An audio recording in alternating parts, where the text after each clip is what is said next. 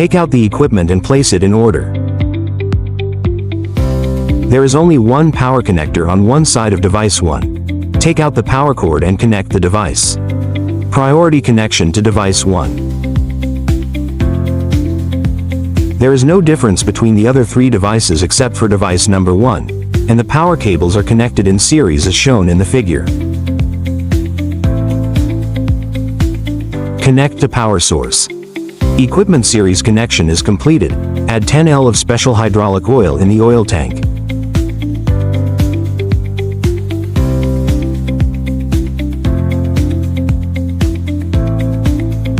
All 4 equipment tanks are filled and ready for use.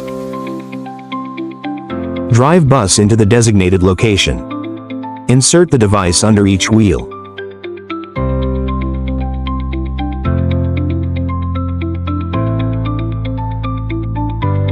Power on.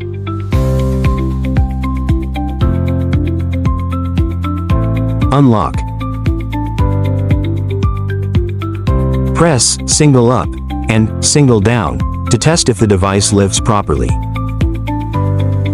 Test the remaining 3 units for normal lifting and lowering. When the test is completed, press total up to lift the vehicle.